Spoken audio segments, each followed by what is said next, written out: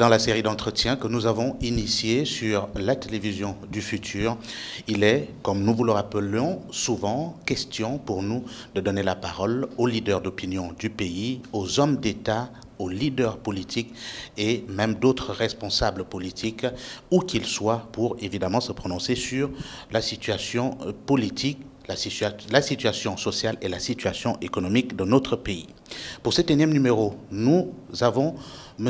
Casimir Oyemba. C'est un homme d'État, ancien gouverneur de la Banque des États d'Afrique centrale, ancien Premier ministre, vice-président de l'Union nationale, le principal parti de l'opposition gabonaise.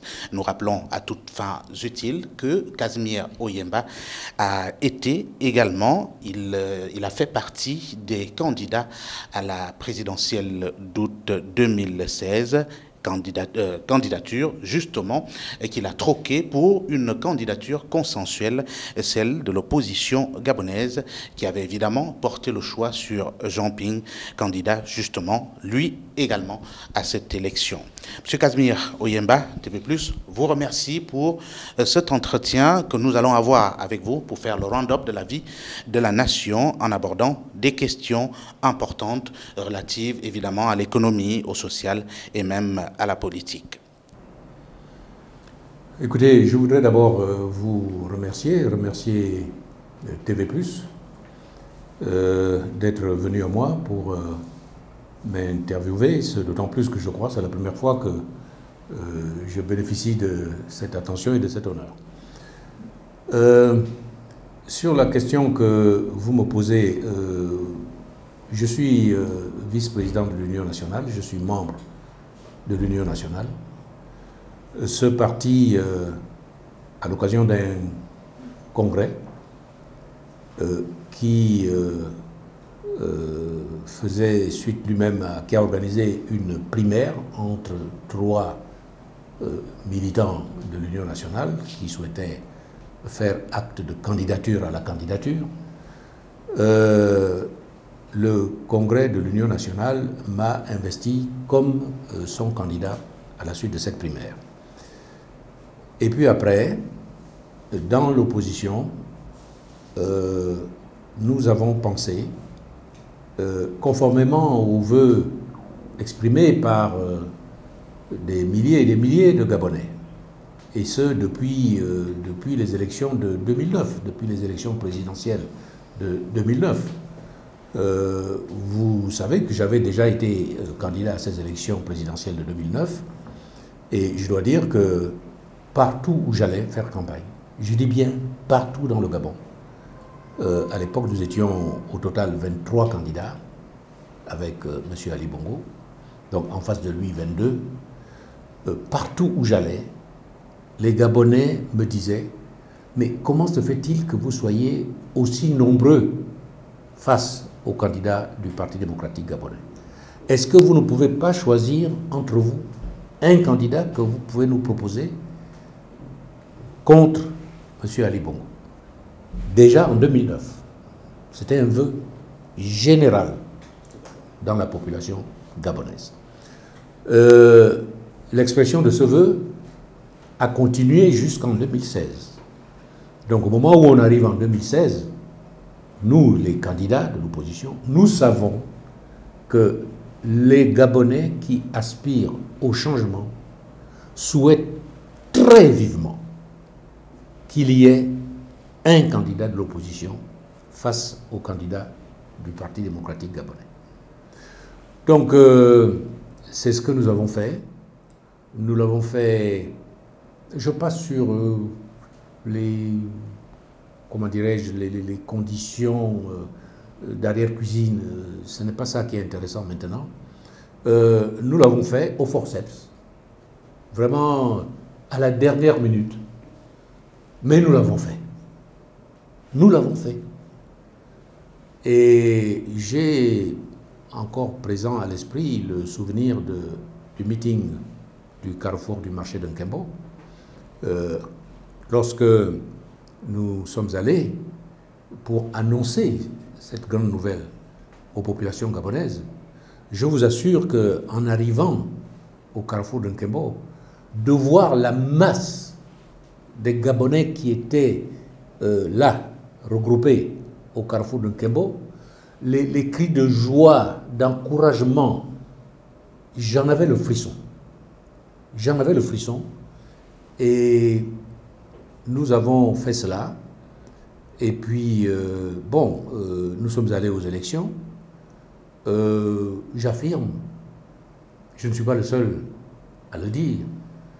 Les observateurs internationaux des élections l'ont dit également. Nous avons gagné les élections. C'est M. Jamping qui a été élu dans les urnes par les Gabonais. Ça, c'est certain. Mais, bon, une chose est de gagner une élection, une autre chose est de prendre le pouvoir. Je ne reviens pas là-dessus, n'est-ce pas? Bon, les organismes qui sont chargés de l'élection au Gabon, les autorités qui sont chargées des élections au Gabon, le ministre de l'Intérieur, la Sénap et surtout la Cour constitutionnelle, ce sont ces autorités-là qui, d'après nos lois, donnent le résultat des élections. Donc, ces autorités, ces organismes ont fait leur travail d'une manière, sur laquelle je ne reviens pas, mais que, sans hésiter, je qualifie d'éhontée, grossière, ont donné le résultat officiel que nous connaissons. Et depuis lors, le Gabon est entré dans cette crise post-électorale avec des violences, avec des violations des droits de l'homme, des arrestations, des emprisonnements, etc. Sans compter ceux de nos compatriotes qui ont dû, de crainte de subir les rigueurs des autorités, ont dû s'exiler, fuir à l'étranger, n'est-ce pas? Tout ceci est bien regrettable. Chacun de nous aspire à vivre dans son pays et pas aller se cacher dans un autre pays. Donc, depuis lors, nous vivons cette crise post-électorale qui se manifeste dans tous les compartiments de la vie de notre pays. Dans tous les compartiments de la vie de notre pays. Et nous n'en sommes pas encore sortis. Nous n'en sommes pas encore sortis, malheureusement, pour notre pays. Nous sommes encore dedans. Et jusqu'ici, peut-être que j'ai de mauvaises lunettes, mais je n'ai pas encore perçu du côté du pouvoir des gestes forts. Donc je pourrais dire que oui, ils ont posé tel ou tel acte qui est de nature à décrisper l'atmosphère et à permettre de repartir sur un meilleur pied. D'accord. Monsieur le Premier ministre, Monsieur le Vice-président de l'Union nationale, les téléspectateurs l'ont compris, c'était une préférence sans doute de démarrer par le volet politique et nous y sommes de plein pied. On évoque justement cette crise post-électorale qui naît au lendemain de cette élection présidentielle avec la crise qui est persistante. Et on note par ailleurs, du côté du pouvoir même, qui se dit être reconnu par la communauté internationale. Mais dans le même temps, Jamping, lui, continue de revendiquer sa victoire. Alors, on peut se demander aujourd'hui, est-ce que vous, déjà, à votre niveau, vous pensez qu'un troisième dialogue politique est possible? Dialogue, d'ailleurs, dont vous faisiez la proposition au cours de l'une de vos sorties publiques, on le note le 26 mai 2017, et que la communauté international soutient maintenant. Et on note que cela est dans l'impasse et où on révèle quand même une quadrature de cercle. Quelle est, selon vous, la solution de sortie de cette crise? Doit-on maintenir l'aspect lié à un autre dialogue politique? Écoutez, moi, Casimiro Yemba, je n'ai pas la solution à la crise. D'ailleurs, pourquoi faudrait-il que ce soit moi qui la trouve, cette solution? Je vais utiliser des mots simples. que nos téléspectateurs vont comprendre. Nous avons au Gabon un gros palabre entre nous. Ce palabre, c'est qu'il y a eu des élections présidentielles.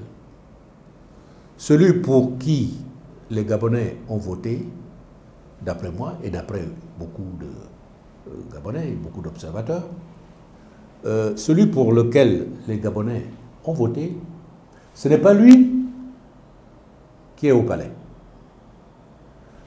Vous l'avez dit, oui, moi je n'ai pas d'hésitation. Je l'ai déjà dit plusieurs fois, je le redis ici, devant votre télévision. M. Ping a gagné les élections. Mais M. Ali Bongo a pris le pouvoir. Aujourd'hui, c'est Ali Bongo qui est installé à la présidence de la République. C'est lui qui est au palais. C'est lui qui bénéficie de la légalité. Il ne bénéficie pas de la légitimité, mais la légalité est entre ses mains. De ce fait, c'est lui qui, de fait, sans enthousiasme, c'est sûr, mais c'est lui qui, de fait, est le président de la République gabonaise aux yeux des organismes internationaux et des autres États. Je le précise encore une fois, sans enthousiasme. Souvenons-nous, au lendemain de la prestation de serment de M. Ali Bongo, on n'a pas vu, comme auparavant, comme c'était le cas du temps des élections du président Omar Bongo, on n'a pas vu tout de suite des messages de félicitations arriver. N'est-ce pas? Ça a été, allez, on va dire, très laborieux, très lent. Bon, c'est la façon pour les autres États de dire « Ah, les élections qui se sont passées au Gabon, là, c'était pas tout à fait clair. » Mais les États, ce sont des États. Dans la vie internationale, le droit international est basé sur le principe de l'effectivité. C'est celui qui, effectivement, exerce l'autorité, le pouvoir politique, administratif dans un pays, c'est avec celui-là qu'on traite. Parce que c'est lui qui, encore une fois, a la légalité. Les ambassadeurs des pays étrangers qui sont accrédités auprès de la République gabonaise, ils présentent leur lettre de créance à M. Ali Bongo. Ça ne veut pas dire qu'ils approuvent la proclamation des élections qui a été faite en 2016. Ce n'est pas leur problème. Ce n'est pas leur problème. Ils regardent qui commande au Gabon, qui nomme les hauts fonctionnaires, qui nomme les directeurs généraux, qui nomme les ministres, qui signe les décrets, qui nomme les préfets, les gouverneurs, les ambassadeurs du Gabon à l'extérieur, les chefs de corps dans les forces de sécurité. C'est tout ce qu'ils regardent. C'est ça l'effectivité. Alors, maintenant, ce palabre-là, mais il faut bien le régler. Moi, je dis qu'il n'est pas bon que notre pays reste, s'installe dans la situation où il est aujourd'hui. Ce n'est pas bon pour le pays. Les choses sont arrêtées. Il y a des Gabonais qui n'osent plus se dire bonjour, se parler. Tout ça n'est pas bon. Les entreprises ne travaillent pas, n'est-ce pas? Des grèves éclatent partout. Moi, ça fait pratiquement un mois que je n'ai pas pu ouvrir ma boîte postale pour prendre le courrier qui m'est destiné parce que la poste est en grève, donc le tri ne se fait plus. Bref, des tas de manifestations que chaque Gabonais voit. Donc moi je dis, nous ne pouvons pas rester comme ça. Nous ne pouvons pas rester comme ça. Il faut trouver une solution. Et je pars simplement de l'idée que depuis que les hommes sont sur Terre, quand ils ont un palabre entre eux, Mais ils s'asseyent pour parler. Je n'énonce que, j'allais dire, une technique, se parler. On ne peut pas dire qu'on a un palabre ensemble, on veut le régler sans se parler. Ce n'est pas possible. Si j'ai un problème avec mon frère dans ma famille, ben oui, il faut que je rencontre mon frère pour que je lui dise, écoute, tu m'as fait telle chose, je ne l'ai pas apprécié. Lui aussi va me dire, toi aussi tu m'as fait telle chose, je n'ai pas apprécié, et on trouve une solution. Comment voulez-vous que les Gabonais règlent le problème important, grave, dans lequel se trouve notre pays, sans jamais se parler? Moi, je ne crois pas à ça. Donc je dis, il faut se parler. Alors, vos confrères ont baptisé ça le troisième dialogue, parce qu'il y a eu le dialogue organisé par M. Ping, il y a eu le dialogue organisé par Ali, à Ngonje, donc ils appellent ça un troisième dialogue. Moi je m'en fous, moi, des numéros. Troisième, quatrième, cinquième, sixième dialogue, c'est pas ça qui m'intéresse. Ce qui m'intéresse, c'est le fait en soi. Je réaffirme que pour régler le problème de la crise post-électorale qui sévit dans notre pays depuis les élections d'août 2016, nous, Gabonais, nous devons régler ce problème. Et pour le régler, il faut que nous acceptions de parler ensemble. Monsieur le Premier ministre, vous étiez, avant d'être Premier ministre, bien sûr, fonctionnaire international, on va le dire. Et des rapports, vous les avez à l'international aussi, comme bien d'autres, comme vous. Alors, est-ce qu'on peut dire aujourd'hui que vous avez quand même les retours de l'international quant à la possibilité de résoudre cette crise post-électorale qui sévit actuellement au Gabon? Écoutez, je vois beaucoup de monde. Quand je me déplace, je vois des hommes politiques qui travaillent, qui sont affiliés à des partis politiques. Certains de ces partis sont au pouvoir, d'autres sont dans l'opposition. Je rencontre des gens de ce qu'on appelle communément la société civile. Je rencontre des gens des milieux d'affaires. Je rencontre des diplomates étrangers, etc., etc. Ce que je peux dire de manière certaine, c'est que depuis août 2016, tous les gens que j'ai rencontrés, je n'ai vu aucun qui me dit « Oui, Ali Bongo a réellement gagné les élections ». Je n'en ai vu aucun. Aucun. En revanche, ils se disent « Bon, c'est vrai, votre pays est dans cette situation, bon, mais vous n'êtes pas le seul d'ailleurs en Afrique à être dans cette situation où des élections se sont passées un peu comme ça, comme on dit, n'est-ce pas? Mais il faut trouver une solution à votre problème, il faut que vous arrangiez, trouvez un moyen d'arranger, parlez-vous, voilà ce que les gens me disent, partout. Les organisations internationales, l'ONU, l'Union africaine, l'Union européenne, etc. Elles ont été créées pour quoi? Elles ont été créées pour prôner la paix dans les pays membres et au niveau international.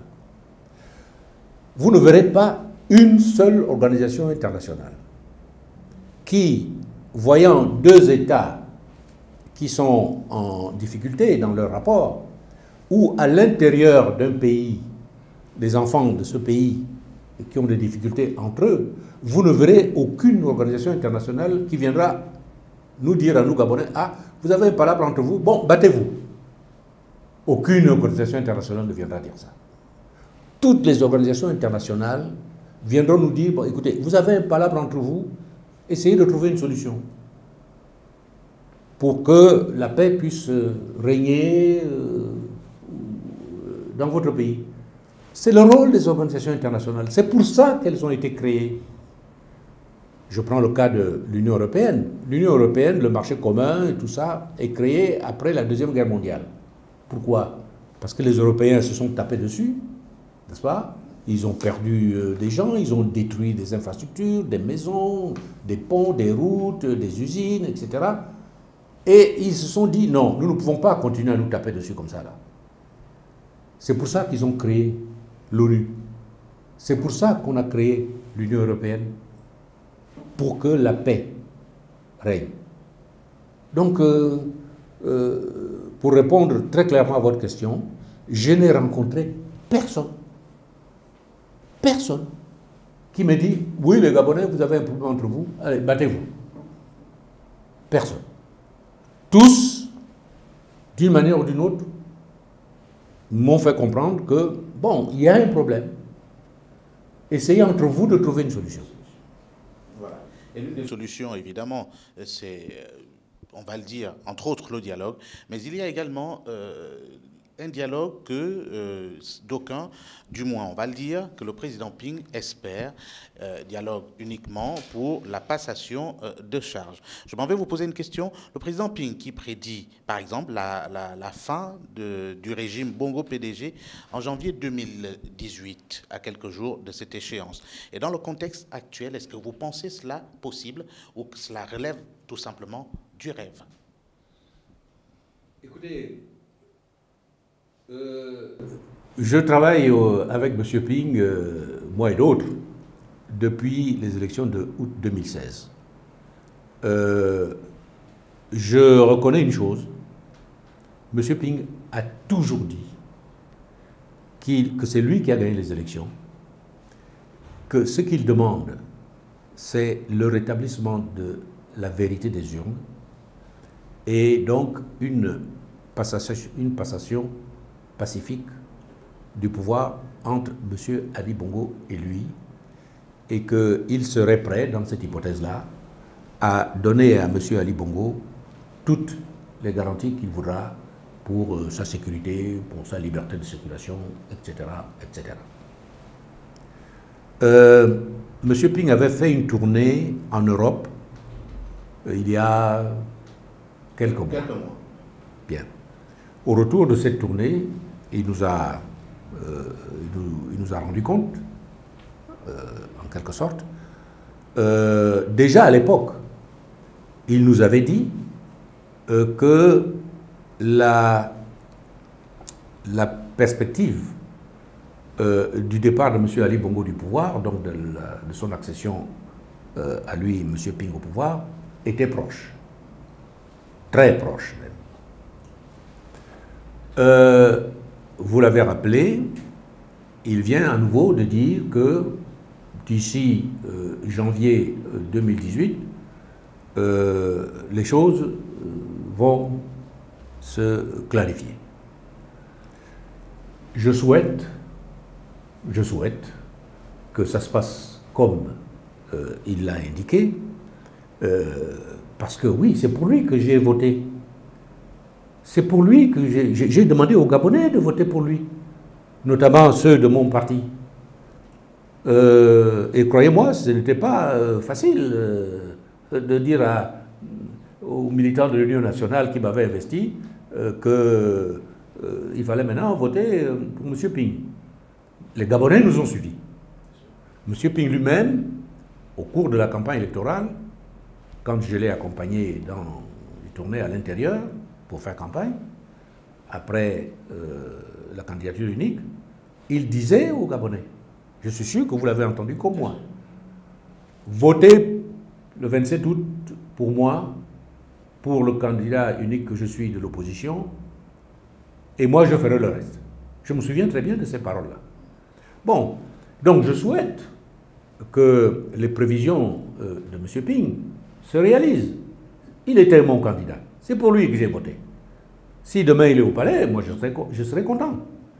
Mais jusqu'ici, je dois à la vérité de dire aux téléspectateurs qui vont me regarder que jusqu'ici, je n'ai pas encore vu des signes,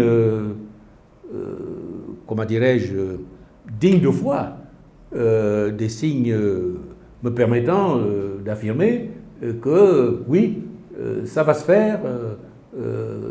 Non, je ne peux pas le dire, très honnêtement, je ne peux pas le dire. Qui pourrait le dire et qui pourrait avoir la réponse? En tout cas, il suffit juste d'attendre. Le temps nous le dira sans doute. Et malgré la crise post-électorale, la vie politique de la nation continue. Et vous, votre parti, évidemment, aussi continue ses activités, puisqu'on note également que d'autres états-majors s'activent sur le terrain pour la participation aux élections législatives annoncées pour le mois d'avril prochain, si toutefois elles ne sont pas une énième fois repoussées. Selon vous, les conditions sont-elles réunies aujourd'hui pour l'organisation des élections législatives libres, justes et transparentes qui pourraient ramener la stabilité du Gabon, comme vous, en politique, vous l'avez toujours souhaité? Les conditions électorales qui sont en vigueur dans notre pays pour le moment, oui, je ne pense pas qu'elles soient de nature à permettre une élection libre, transparente et donc apaisée. La liste électorale, bon, c'est à l'avenant, n'est-ce pas? Nous avons vu dernièrement ce qui s'est passé aux élections internes du Parti démocratique gabonais. C'est cafouillage, c'est... Bon, si déjà, pour les élections à l'intérieur du PDG, c'est cafouilleux comme ça, on peut imaginer ce qui se passerait dans le cadre d'une élection générale. Non, très honnêtement, non. Je ne me satisfais pas des conditions électorales qui sont pour le moment en vigueur dans notre pays. Mais l'opposition en général, et en particulier l'Union nationale, depuis longtemps, nous avons formulé des idées, des propositions pour revoir ces choses-là. Donc, il faut d'abord qu'on aille, qu'on revoie un peu tout ce dispositif, la composition de la Cour constitutionnelle, son fonctionnement, la CENAP, etc. Enfin, bref, il y a des tas de choses à faire. Il y a des tas de choses à faire. La distribution des cartes d'identité. Monsieur, figurez-vous que moi, Gabonais, moi je n'ai pas de carte d'identité aujourd'hui. Je n'ai pas de carte d'identité. J'ai été me faire enregistrer, c'était en Toum, j'étais encore aux affaires à l'époque. Le préfet, le chef de la brigade de gendarmerie m'ont accompagné, là où on faisait... il y avait une brigade de police qui circulait partout. Depuis lors, je n'ai toujours pas ma carte d'identité. Attention à ne pas vous faire arrêter, monsieur le Premier ministre. Comment? Attention à ne pas vous faire arrêter, hein. Il faut l'avoir, la carte nationale. Non, j'ai quand même un passeport. J'ai quand même un passeport. Donc, quand on m'arrête, je présente mon passeport. Bon. Non, ceci pour dire, n'est-ce pas, que les conditions ne sont pas encore réunies. Mais est-ce que nous devons attendre que les conditions soient parfaites avant de participer à une élection au Gabon? Je dis non, ce n'est pas réaliste non plus. C'est avec ces conditions-là que nous avons gagné les élections présidentielles. C'est avec ces conditions-là. Donc, dire que, attendons d'abord que des conditions électorales soient parfaites, disons comparables à ce qui existe dans les pays de vieille démocratie, avant de participer à une élection, non, je ne crois pas que ce soit réaliste. Je pense que dans la situation actuelle, on peut aller aux élections. C'est ce que nous avons décidé pour les élections présidentielles. Nous savions très bien que les conditions n'étaient pas parfaites. Nous avons néanmoins décidé d'aller aux élections et nous avons gagné. Donc, si on s'organise, on peut faire un résultat. On peut faire un résultat à condition de s'organiser. Parce que les Gabonais, je pense, beaucoup de Gabonais aujourd'hui ne sont pas satisfaits de la situation dans laquelle se trouve notre pays. Ni sur le plan économique, ni sur le plan politique, etc. Donc, je pense que les Gabonais qui réellement veulent qu'un changement profond arrive dans notre pays, je crois qu'ils sont une large majorité. Et c'est une façon de préciser à l'opinion qu'effectivement l'Union nationale s'organise et pourrait naturellement participer si toutefois elle est organisée. Mais d'un autre côté, il y a qu'au sein de la coalition, tant que la question de la crise post-électorale n'est pas réglée, pas question d'aller aux élections. Vous faites partie de la coalition. La question est encore abordée dans ce sens? Oui, nous avons eu du mal d'abord à l'aborder, enfin ça a mis du temps, mais finalement, oui, nous en parlons. Depuis plusieurs semaines, nous parlons de ce problème. Je mentirais de vous dire que ce sont des échanges aisés, faciles, ce sont des discussions faciles. Non. Il y a, tout le monde le sait, ce n'est pas une révélation que je fais devant vous, tout le monde sait très bien qu'au sein de la coalition, il y a des gens qui estiment qu'il ne faut pas aller aux élections législatives parce qu'ils ont des tas de raisons, hein.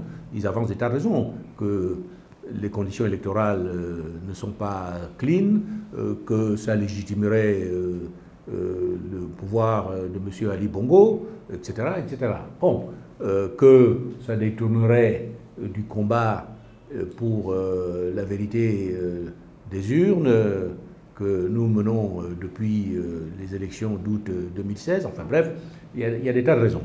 Ils avancent des tas de raisons. Moi, personnellement, Casimir Oyemba, je dis que les conditions ne sont pas idéales. D'accord. Mais ce sont ces conditions-là déjà qui existaient au moment des élections présidentielles. Donc, je pense qu'il vaut mieux que nous allions aux élections. Je le pense. Je l'ai dit au sein de mon parti, à plusieurs reprises, et depuis longtemps. Je l'ai dit aussi dans des déclarations, etc. Si nous nous organisons, il faut s'organiser pour pouvoir capter l'aspiration profonde au changement que je sens dans l'opinion gabonaise. Il faut s'organiser. Si nous y allons la fleur au fusil, en dilettante, non, nous n'obtiendrons aucun résultat.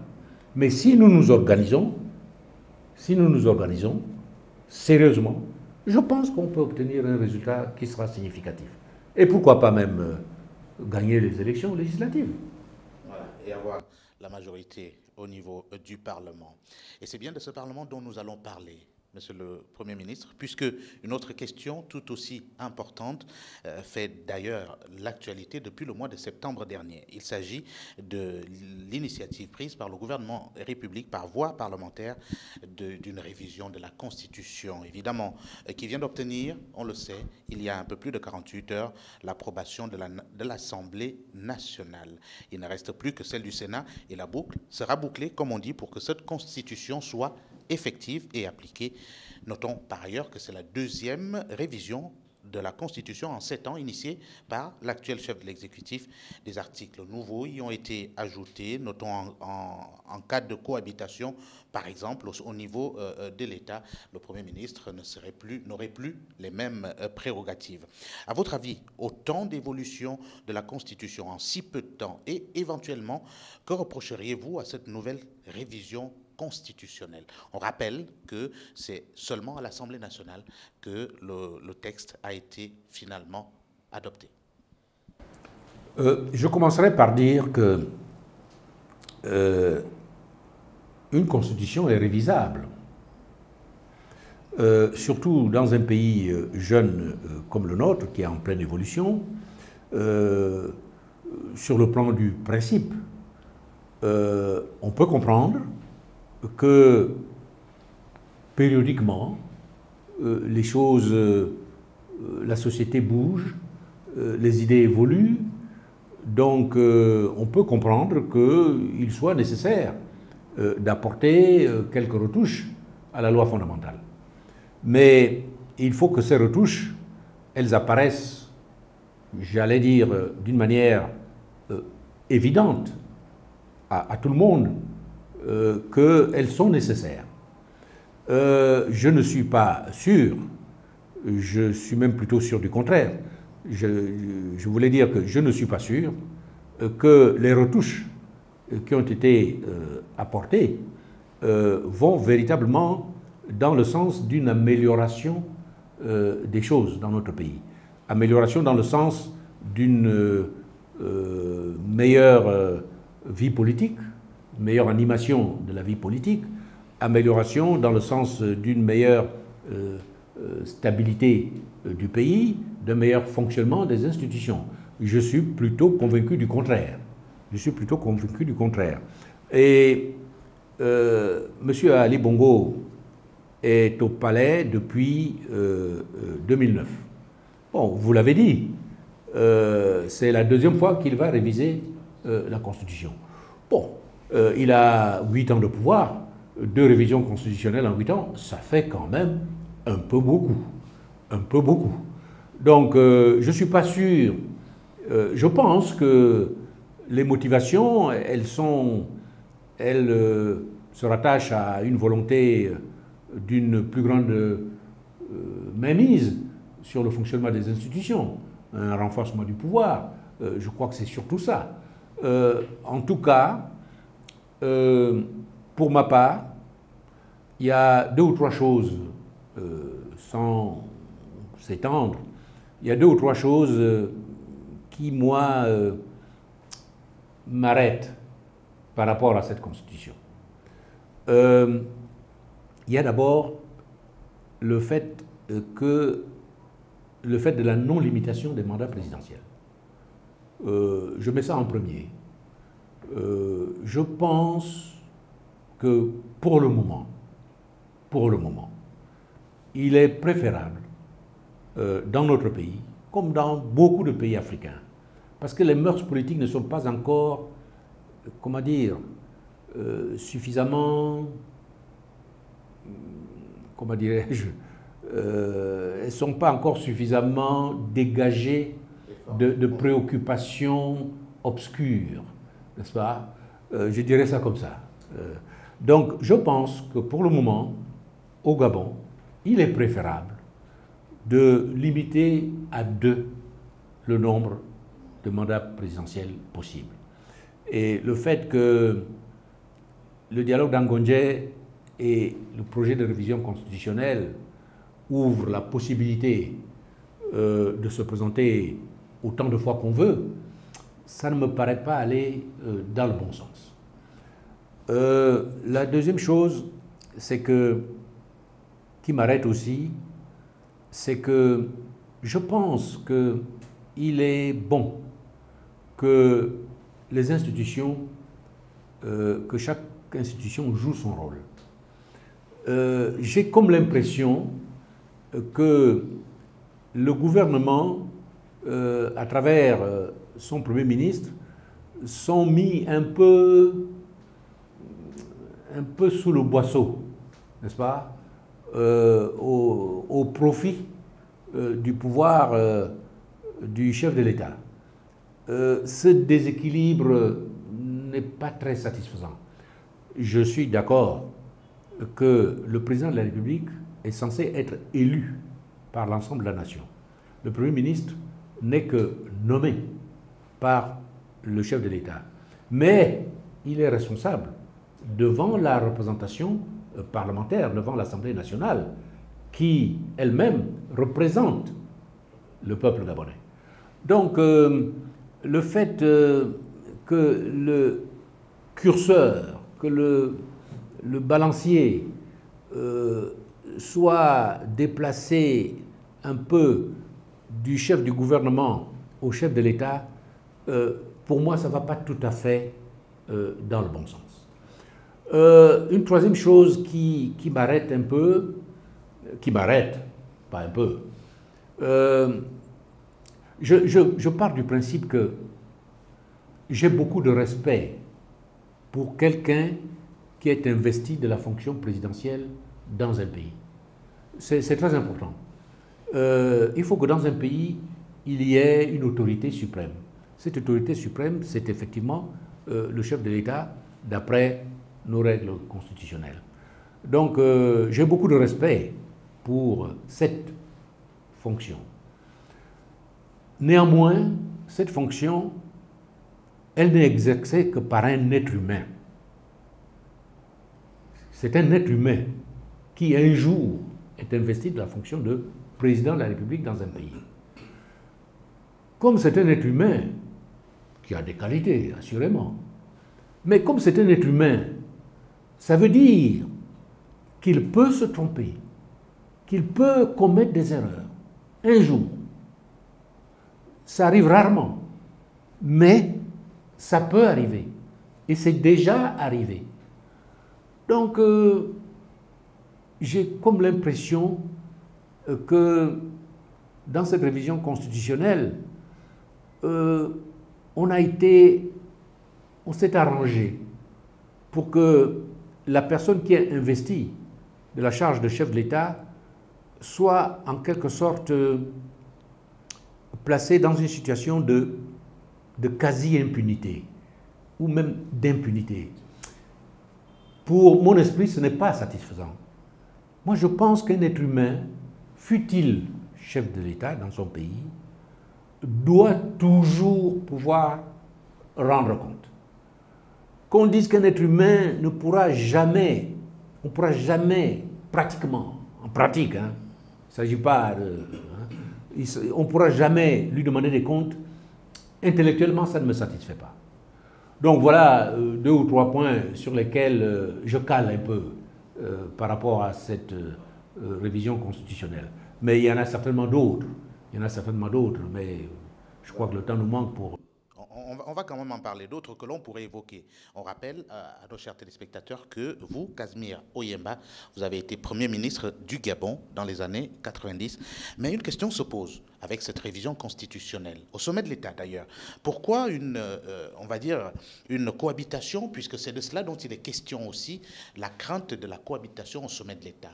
Pourquoi peut-elle faire peur, puisqu'on sait, par exemple, que même en France, la France qui sert de modèle au Gabon, ces cas de figure ont été observables. Oui, non, vous posez là une question très, très, très pertinente. Le jeu institutionnel, c'est qu'il y a un jour une élection présidentielle dans un pays, et puis un autre jour, il y a des élections législatives dans un pays. Bon, nous sommes dans l'idée, nos institutions sont bâties sur l'idée que quand il y a des élections parlementaires, ben oui, les forces politiques qui gagnent les élections législatives, c'est dans ces forces politiques qu'on prend le Premier ministre et le gouvernement applique la politique de ces forces politiques, n'est-ce pas? Notre schéma institutionnel, il est bâti sur cette idée générale. Donc oui, ça aussi, c'est un autre point qui m'arrête dans cette révision constitutionnelle parce que, en fait, on s'est arrangé. C'est comme si on se disait, si jamais demain, ce n'est pas le PDG qui gagne les élections législatives, n'est-ce pas? Donc le Premier ministre et le gouvernement seront composés majoritairement de gens qui sont opposés au PDG. Donc il faut s'arranger, n'est-ce pas, pour que ces gens-là ne puissent pas mener leur politique. Moi, je dis que c'est totalement antidémocratique. Si les Gabonais votent aux élections législatives pour une majorité différente, autre que celle du PDG, mais les Gabonais sont libres de voter. S'ils votent dans ce sens-là, on doit appliquer la politique de cette nouvelle majorité. On ne doit pas s'arranger au travers d'une révision constitutionnelle pour que cette nouvelle éventuelle majorité soit en réalité impuissante. Ce n'est pas démocratique du tout. C'est quelque part nier le pouvoir que les Gabonais ont de choisir leurs députés, de donner une majorité à l'Assemblée nationale à telle ou telle force politique. Ça, je trouve que c'est tout à fait pervers. Le mot a tout son sens dans cette situation. On va clôturer le volet politique, Monsieur le Premier ministre, avec une autre question. On peut ne pas être d'accord ou être d'accord, c'est selon, avec cette nouvelle révision constitutionnelle. Cela dépend encore de quel camp on peut se situer, de l'opposition ou de la majorité. Mais néanmoins, au plan du système électoral, ce projet comporte quelques avancées et quelques aspects liés au retour de la démocratie, même si ce n'est pas la Constitution constitution de 1990 qui a été l'une des... de 91, pardon, prise au sortir de la conférence nationale, qui a été celle qui aujourd'hui est encore dans les souvenirs de tous les hommes politiques de la nation. Quel sentiment avez-vous par rapport à ça? Écoutez, je ne veux pas parler longuement de cette constitution de 91 parce que j'étais, vous l'avez indiqué, j'étais aux affaires à l'époque. J'ai apporté ma petite pierre à l'élaboration de cette constitution. D'ailleurs, ma signature figure au bas de ce texte constitutionnel. Mais c'est vrai qu'au sortir de la conférence nationale, un certain nombre d'idées qui avaient été retenues par les Gabonais au cours de ces grandes assises ont été, le gouvernement était chargé de les mettre en œuvre, de les transcrire dans les textes et spécialement dans la Constitution. C'est ce que nous avons fait avec la Constitution de 1991 et je me félicite que bien des années après, dans l'esprit, comme vous l'avez dit, dans l'esprit des Gabonais, c'est un peu une constitution référence, n'est-ce pas? Et justement, l'actuel projet qui est en examen devant le Parlement s'écarte sur beaucoup de points de cette constitution de 91, ce qui montre bien qu'on ne va pas dans la bonne direction. On ne va pas dans la direction de la réaffirmation de la démocratie au Gabon. On va plutôt vers autre chose, un renforcement du pouvoir personnel, etc. Donc, non, moi je suis en effet pour que, d'une manière ou d'une autre, on essaye de retrouver un peu les principes qui étaient dans la Constitution de 1991. Voilà, il faudrait y croire, bien sûr. Avec les actions des hommes politiques comme vous, vous y arriverez sans doute à ramener la sérénité.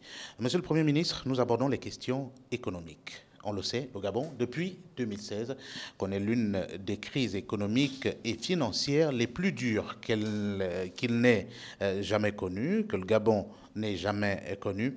L'impact au niveau de l'économie nationale et au plan social est désastreux, avec, bien entendu, des baisses importantes des chiffres d'affaires des entreprises, des PME, des licenciements massifs dans ces entreprises, les blocages liés à l'intégration des fonctionnaires au niveau de la fonction publique, la suspension des retards criards de paiement des primes aux agents de l'État, la hausse des prix des produits pétroliers, des produits de première nécessité et la baisse drastique du pouvoir d'achat des Gabonais, avec, bien entendu, l'explosion de la précarité, le délitement du tissu social et, ajouté à cela, le chômage qui frôle la barre des 35%.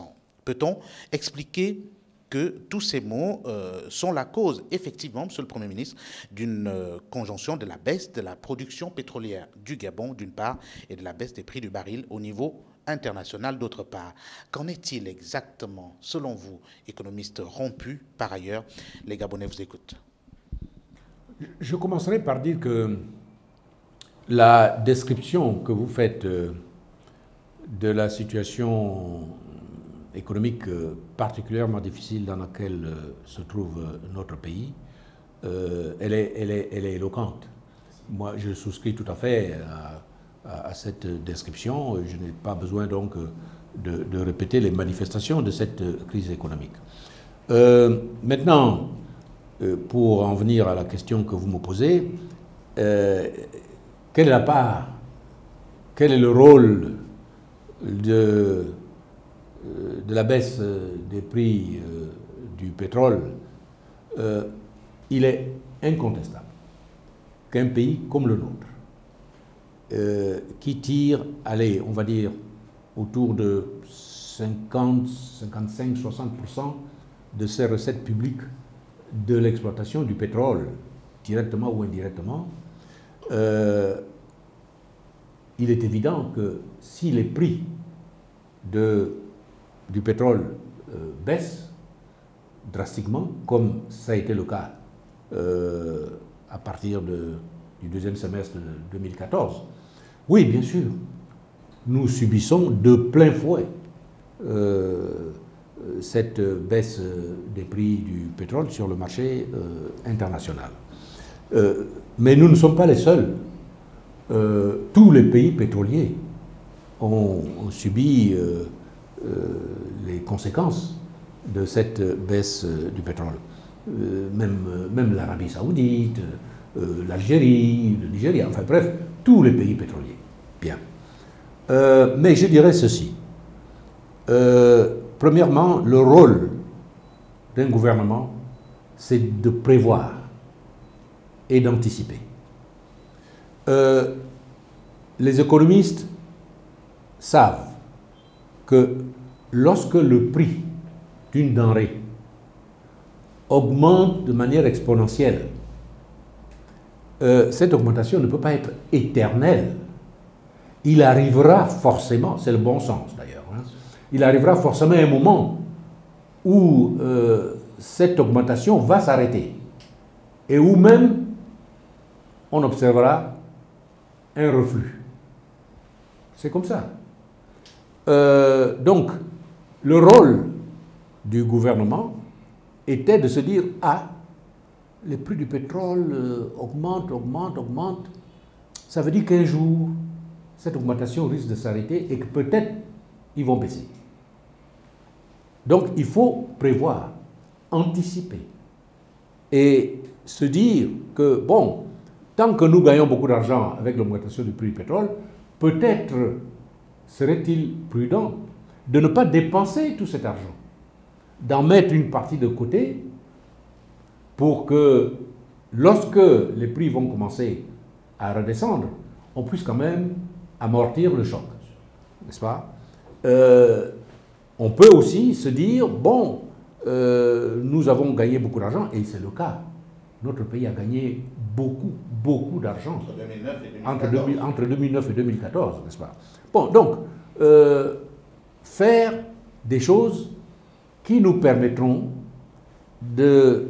d'avoir des ressources supplémentaires pour pouvoir continuer à vivre lorsque les prix du pétrole vont baisser.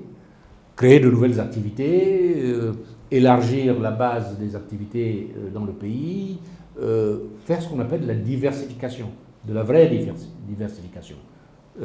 L'après-pétrole, ce qu'on a appelé préparer l'après-pétrole, moi j'entends parler de ça, ça fait 40 ans, 45 ans qu'on parle de ça. Avant que j'aille à Yaoundé ou au Cameroun, on parlait déjà de la préparation de l'après-pétrole au Gabon. Bon, donc on doit le faire.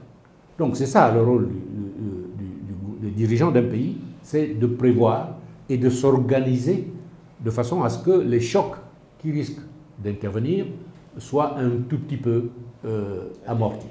Je suis au regret de dire que ce travail d'anticipation n'a pas été fait, ou disons n'a pas été fait suffisamment tôt et avec suffisamment de vigueur et de détermination.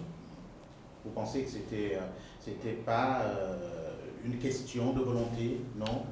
C'est une question à la fois de clairvoyance politique et de volonté politique aussi. Clairvoyance, voir que, oui, demain après-demain, tel choc risque de se produire et affecter notre économie, et puis la volonté d'y faire face dans des conditions qui permettent au pays de ne pas trop souffrir. Et quitte à être sous ajustement structurel, comme on en a parlé, même du temps où vous étiez Premier ministre, puisqu'il y a eu un programme d'ajustement structurel à ce moment-là, imposé par le Fonds monétaire international. Ce fut le cas. Donc, vous savez exactement de quoi il en ressort. Alors, la question est, de votre expérience passée à la primature de 1990 à 1994, pensez-vous que le déroulement actuel du programme d'ajustement structurel par les autorités gabonaises avec les institutions de Bretton Woods va nous permettre, ou du moins va permettre au Gabon de sortir de cette crise sévère? Je l'espère. Mais avant de répondre directement à votre question, parce que moi j'aime pas faire de la démagogie, n'est-ce pas? Les gens voient l'arrivée du Fonds monétaire international au Gabon comme la punition extrême. Je dis ceci, c'est nous qui appelons le Fonds monétaire international? Nous appelons le Fonds monétaire international d'abord par les errements de notre gouvernance. C'est parce que nous avons mal géré nos affaires que nous avons été, à un moment donné, obligés d'appeler le Fonds monétaire international au secours. Si nous gérons bien nos affaires, nous n'aurons pas besoin d'appeler le Fonds monétaire international. Le Fonds monétaire international, il vient dans un pays quand on l'appelle pour arranger des situations qui sont en désordre. C'est pour ça qu'il vient. Un pays, je ne sais pas moi, prenons un pays comme la Suède, n'est-ce pas? L'Autriche. Je prends des pays qui sont correctement gérés. Le Fonds monétaire ne va pas là-bas. En revanche, un pays comme la Grèce, pendant de très très longues années, s'est géré d'une manière pas tout à fait orthodoxe. N'est-ce pas? Chacun le reconnaît, même les Grecs eux-mêmes le reconnaissent. Donc, ils ont été obligés de recourir au Fonds monétaire international, qui leur a infligé une potion amère, n'est-ce pas, qu'ils continuent à avaler encore aujourd'hui. Mais ça, c'est le résultat de plusieurs années de mauvaise gestion. Donc, je commence par le dire. Il ne faut pas que les Gabonais pensent que le Fonds monétaire vient chez nous, s'impose. Non, c'est parce que nous avons mal géré nos affaires que nous avons été contraints d'appeler le Fonds monétaire international. Donc, si nous ne voulons pas, demain, après-demain, appeler le Fonds monétaire international à la rescousse, gérons bien nos affaires. Voilà. Donc, maintenant, est-ce que ce programme qui a été conclu, et puis, je sais que, moi j'ai lu les journaux ici, le mot programme d'ajustement structurel, c'est un gros mot, n'est-ce pas? On évite de l'employer, etc. Oui, bon, c'est une autre façon de dire que nous sommes en ajustement. Nous sommes en ajustement. Ce n'est pas honteux d'être en ajustement. L'essentiel est de prendre des dispositions qui vous permettent de sortir de la situation. Donc, moi, je ne peux pas souhaiter que mon pays échoue. Moi, je suis dans l'opposition aujourd'hui. Je ne souhaite pas que le gouvernement échoue. Non. Je souhaite qu'il réussisse. Parce que si le gouvernement échoue, ça veut dire quoi? Ça veut dire que c'est le Gabon qui échoue. Et si le Gabon échoue, c'est nous tous qui allons souffrir. Moi y compris. Si ce n'est pas déjà le cas. Bon, c'est déjà le cas. C'est déjà le cas. Nous souffrons. Donc, moi, ce que je souhaite, c'est que nous cessions de souffrir. Donc, que le gouvernement fasse en sorte que les souffrances du peuple gabonais s'estompent et que la croissance revienne, que les gens retrouvent à nouveau de l'emploi, etc. C'est ça que je souhaite. Maintenant, donc je souhaite, oui, le programme de relance économique qui a été initié par le gouvernement, je souhaite qu'il marche. Je souhaite qu'il marche. Mais est-ce qu'il marchera? C'est au gouvernement de me le prouver, de nous le prouver. Voilà. Pour le moment, je ne peux pas l'affirmer qu'il va marcher. Voilà. Est-ce que ce plan marchera? La question est posée de manière globale. Et c'est la question que se posent nombre de compatriotes et d'autres observateurs de la vie socio-politique et même économique de notre pays. On en veut pour preuve la dette publique du Gabon, qui en 2008 représentait 800 milliards de francs CFA, et donc 10% du produit intérieur brut. Elle a désormais atteint le chiffre record en 2017, soit 10 ans après, de plus de 4 000 milliards de francs CFA, soit plus de 60% du produit intérieur brut, bien au-delà du standard international de 40% maximum prévu et imposé à tous les pays. Alors, la question, quelle est la cause de cette explosion de la dette publique du Gabon qui étrangle aujourd'hui tous les secteurs d'activité? Une dette qui a été contractée de 2009 à 2017 alors que les revenus pétroliers, comme nous le disions tantôt, ont été colossaux. C'est plutôt du jamais vu, direz-vous. Oui, on peut dire ça. On peut dire en effet que c'est du jamais vu parce que disons, en gros, 2009 et 2014, même un peu avant, nous avons engrangé des ressources extrêmement importantes que nous ayons été par la suite, à partir de 2014-2015, à nous endetter au niveau que vous venez de rappeler, est tout simplement pour moi la marque de la mauvaise gestion. Bien sûr, on me dira, oui, les prix du pétrole ont baissé, mais nous avons déjà évoqué cet aspect. Mais je pense que le niveau de l'endettement que nous avons aujourd'hui, qui s'est beaucoup élevé, je ne suis pas tout à fait d'accord avec vous pour dire que on peut considérer, n'est-ce pas, que nous avons encore une petite marge. Je pense.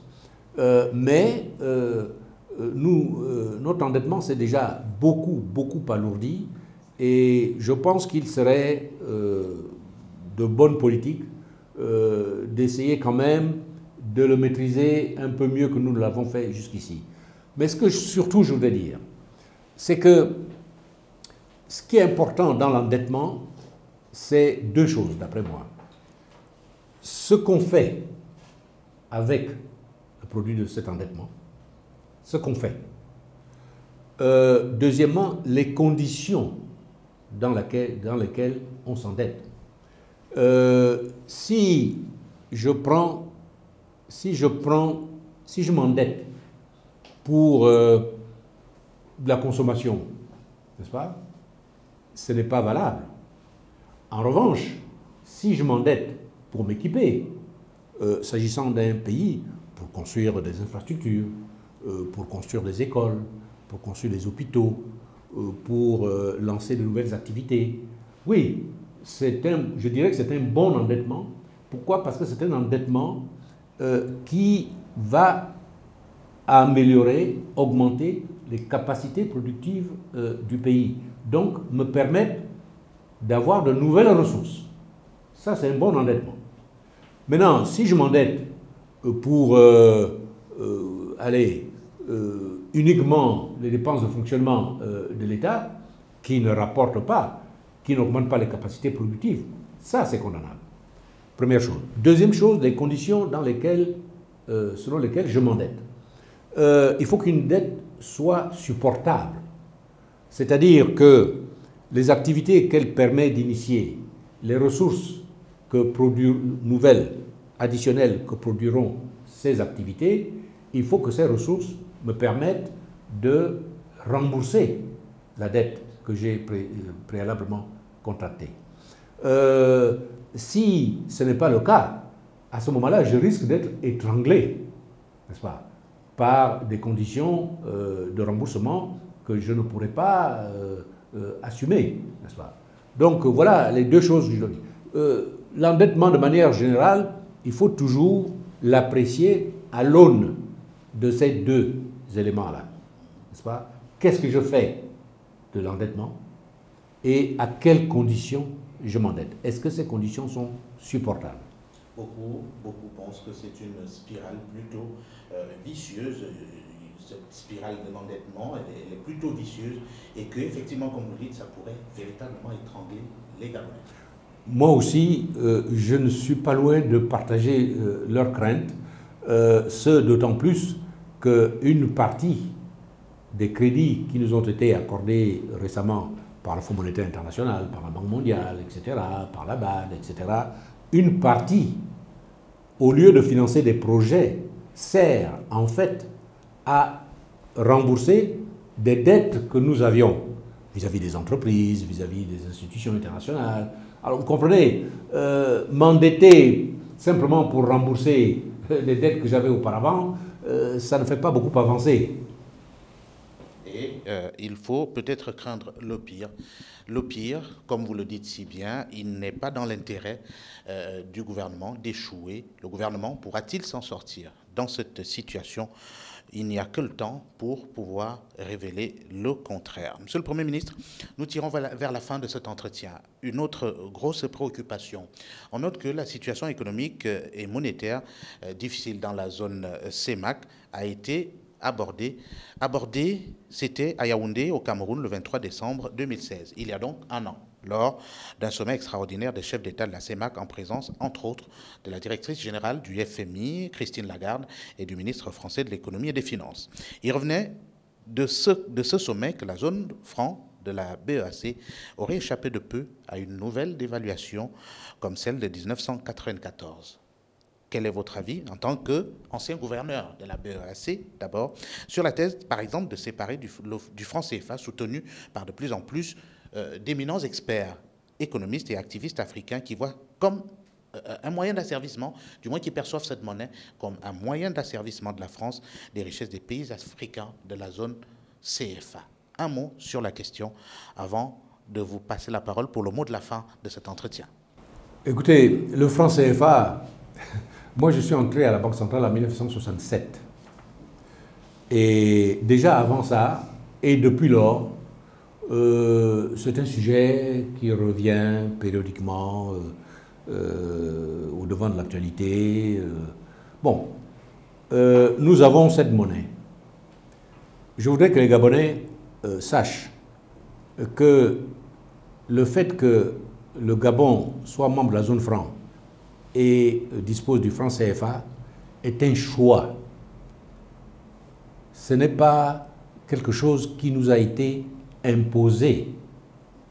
C'est vrai que quand nous étions encore une colonie française, lorsque le franc CFA est créé en 1945, au sortir de la guerre, oui, à l'époque, c'est la puissance coloniale française, la puissance dominante, qui avait décidé d'organiser les choses d'une certaine manière.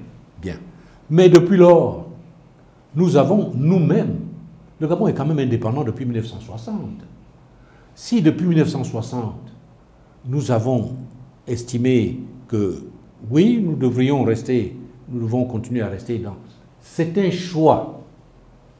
Ce n'est pas la France qui nous dit vous devez rester dans la zone franc. Ceux qui disent ça, ils racontent des histoires. Nous sommes dans la zone franc parce que nous estimons que c'est pour moi notre intérêt globalement d'y rester. Si demain le Gabon veut sortir de la zone franc, il peut le faire. Il peut le faire. Il y a des pays qui étaient dans la zone franc qui sont sortis de la zone franc. La France continue à coopérer avec ces pays. Madagascar était membre de la zone franc comme nous. Ils sont sortis. Je n'ai pas entendu dire que la France a rompu toute coopération avec Madagascar. Le Mali était dans la zone franc. Ils sont sortis un moment. Et ils sont revenus dans la zone franc. La Guinée-Bissau n'était pas du tout une colonie française. Ils n'étaient pas du tout dans la zone franc.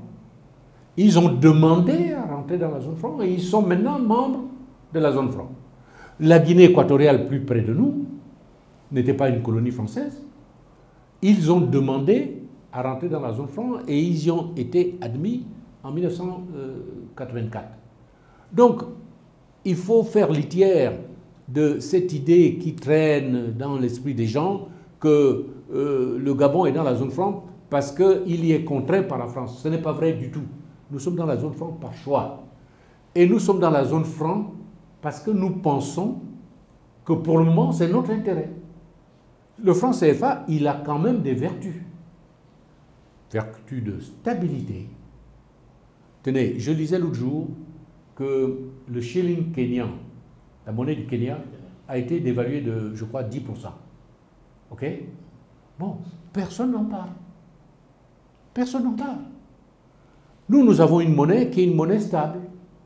C'est un grand avantage pour les Gabonais. C'est un grand avantage pour les entreprises qui travaillent au Gabon. C'est un grand avantage pour les gens qui sont à l'extérieur et qui veulent commercer, travailler avec le Gabon. Pourquoi? Parce que quand on a une monnaie stable, on peut prévoir. C'est important pour un investisseur de savoir que je vais investir au Gabon. Eh bien, dans 6 mois, dans 1 an, la valeur de la monnaie gabonaise, le franc CFA, sera toujours à peu près la même. Un autre avantage de la zone franc, du franc CFA pour nous, nous sommes dans cette affaire groupés avec d'autres, n'est-ce pas? Dans la BEAC, nous sommes avec d'autres, avec 5 autres pays. Le Cameroun, la République centrafricaine, le Congo-Brazzaville, la Guinée équatoriale et le Tchad. Nous sommes 6. Eh bien, je pense que le fait d'être groupé avec d'autres pays, comment vous expliquer ça?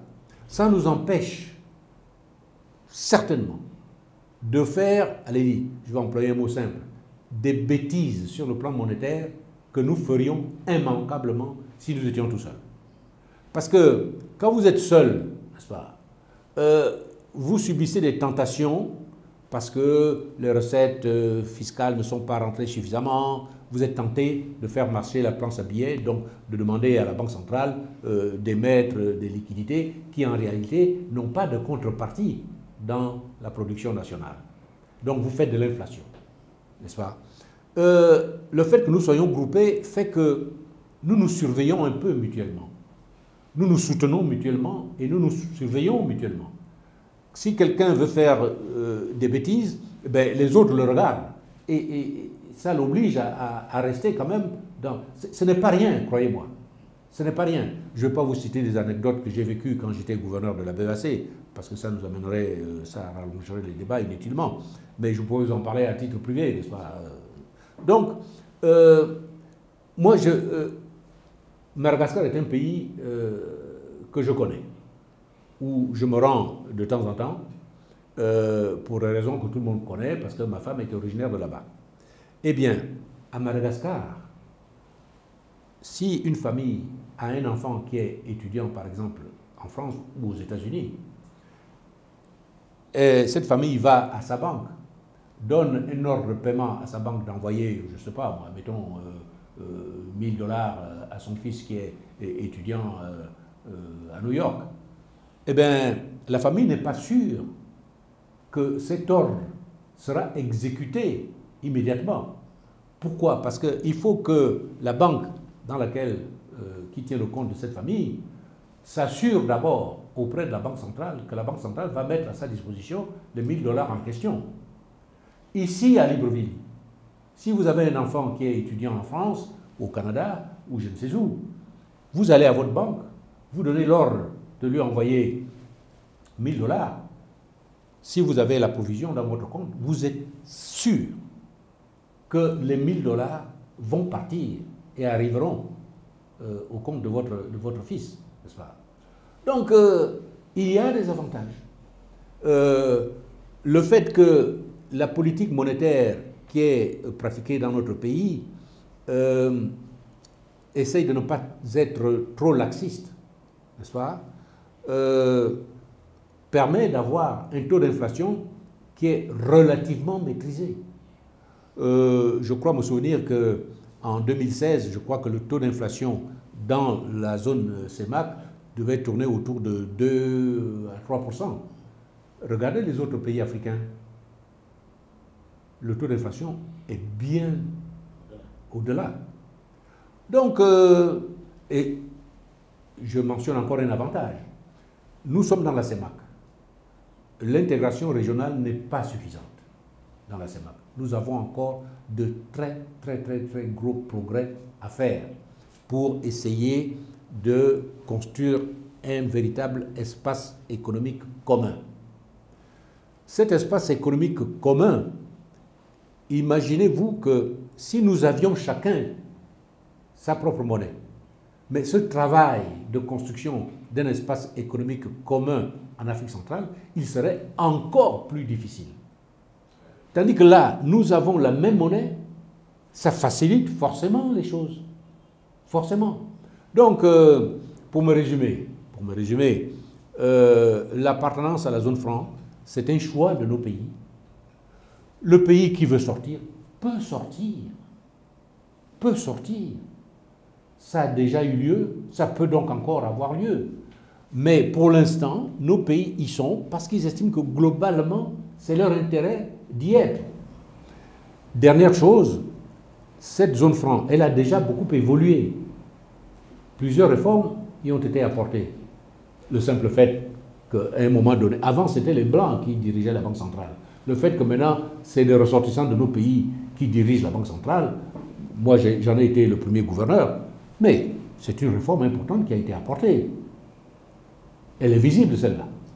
Donc, la zone franc, telle qu'elle est aujourd'hui, je suis sûr qu'elle va continuer à évoluer, et peut-être même qu'un jour, je ne sais pas quand, je ne peux pas le dater, un jour, nous couperons probablement le cordon ombilical avec la France, et nous resterons entre nous. C'est ce que je souhaite, moi, personnellement. N'est-ce pas? Donc, ce n'est pas le fait d'être, comment dirais-je, d'avoir la protection de la France qui est l'élément fondamental. Pour moi, l'élément fondamental, c'est que nos pays acceptent d'avoir une construction monétaire commune. Et voilà qui a le mérite d'être clair au sujet de cette polémique qui est née sur le franc CFA, la zone franc, en sortir ou non. Vous avez eu là l'avis du Premier ministre Casimir Oyemba, que je rappelle avoir servi à la Banque des États d'Afrique centrale en tant que premier gouverneur noir de cette banque centrale. Monsieur le Premier ministre, nous sommes au terme de cet entretien que vous avez bien voulu nous accorder à votre cabinet. Nous vous en remercions d'ailleurs. Vous avez 2 minutes pour vous adresser aux Gabonais, les Gabonais qui, évidemment, ont assez souvent soif, je vous le rappelle, de vous entendre. Écoutez, je tiens encore une fois à vous exprimer toute ma gratitude à votre chaîne de télévision, TV+, d'être venu me poser des questions. J'espère que les réponses que j'ai apportées à ces questions ont permis d'éclairer quelque peu la lanterne des Gabonais, qui en a certainement besoin, parce que les problèmes qui se posent actuellement dans notre pays sont extrêmement complexes et extrêmement difficiles. Au terme de cet entretien, ce que je voudrais dire aux Gabonais, c'est que il faut que nous croyions à notre pays. Il faut que nous soyons tous attachés à garder ce pays en paix. Le Gabon a la chance, depuis son indépendance, de n'avoir jamais été en guerre contre un pays étranger, un pays voisin ou plus éloigné.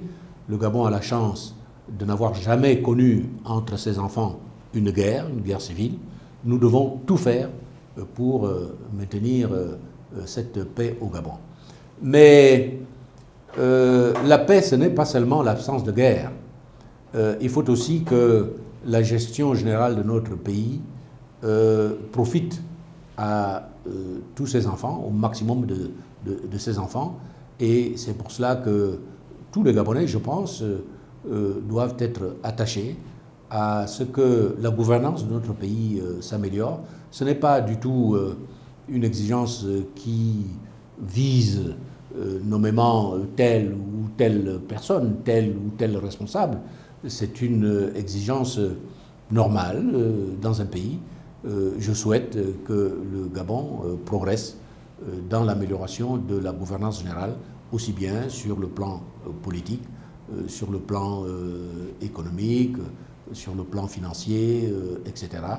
Nous avons des ressources. Le Gabon a la chance d'avoir des ressources qui sont importantes. Il suffit que nous sachions les exploiter de manière intelligente pour que notre pays aille de l'avant. Donc mon souhait, c'est que le Gabon aille de l'avant. Le Gabon qui doit aller de l'avant, c'est le souhait de tous les Gabonais, évidemment, de ses fils et de ses filles.